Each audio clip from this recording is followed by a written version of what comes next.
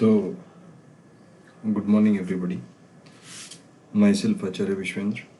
I was just discussing about beyond the information processing of human brain, which are basically emotions, which are beyond the information processing and has a separate and mutually exclusive existence. So, there are certain theories of emotions. So, in this video, I shall be discussing about the theories of emotions. So basically, there were 7 types of theories given from time to time by various psychologists. But out of them, I'll discuss only 3 theories which are mutually exclusive in terms of what they are fundamentally saying. So the first theory that I'm going to discuss is James Lange theory.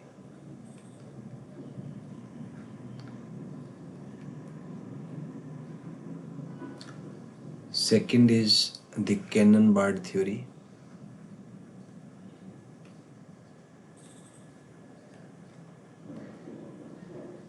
And I think it's not visible, so let's change the color. Cannon-Bard theory. And the third theory is the evolutionary theory.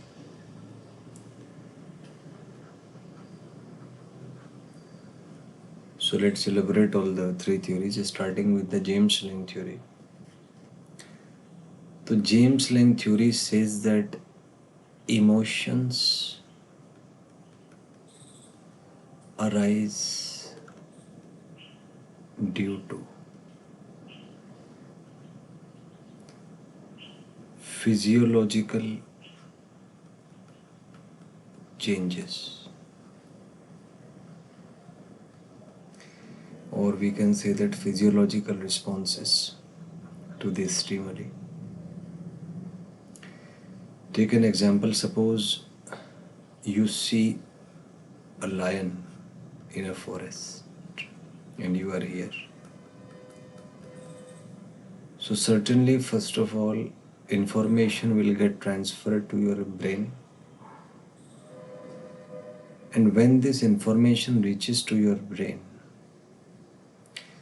then your brain will retain information related to the lion, that it is dangerous and it will eat you.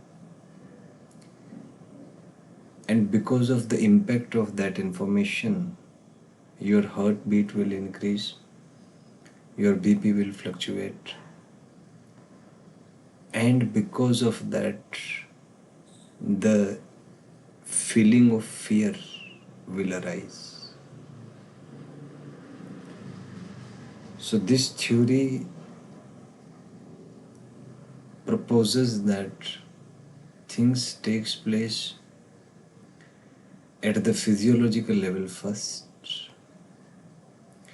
and because of the impact on the organ systems, that is felt to us psychologically. Or in other way, discussing in a nutshell, physiological level dominates the psychological level, or brain dominates the mind, as per this theory is concerned. Next, we have the Cannon-Bard theory. And this Cannon-Bard theory has a different viewpoint. It says that emotions and physiological reactions, they takes place simultaneously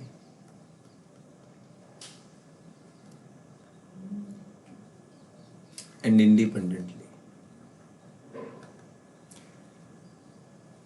Both are mutually exclusive and have their independent existence, their individuality. It's like the concept of dual nature of matter and radiations, in which there is the assumption that every piece of matter that we can observe has a wave associated with it, which we call as the matter wave. In the very same way, if you observe a human body, there is matter concerned with the body, which is the brain fundamentally. But there is also a metaphysical entity or a wave which we feel through the mind.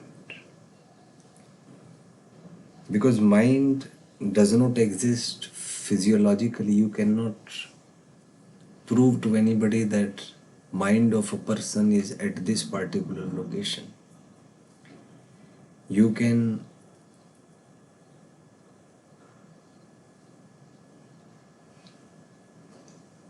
experiment on that.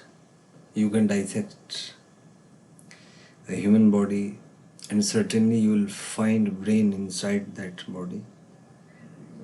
Different parts of the brain, different organ systems all exist at the physical level. But you cannot find the mind inside that person. So mind is the mysterious thing which is ultimately related to the consciousness, and it is the mind from where sixth sense starts, because the analytical brain is based on the information that you fetch through the five senses. But there is some extra sensory perception or the mind which you cannot explain using the brain. So Cannon-Bard theory is in a way related to the dual nature of radiations and matter, which says that emotions and the physiological arousal are two different things, and both of them coexist inside the human mind-brain system, or in experience of the human mind-brain. So both of these theories basically talks at the conscious level, something that happens to you consciously or at the present. But the third theory, which is the evolutionary theory, takes you back to the history of human civilizations, and it says that emotions have its roots in evolution, in the process of evolution, and ultimately related to the information embedded in DNA, which is just to survive and reproduce. So all the emotions that we feel are just to make us survive and reproduce. That is what the assumption of the evolutionary theory is. So we had a diverging analysis ranging from conscious to the unconscious, and it's a matter of self-introspection, that what causes whom,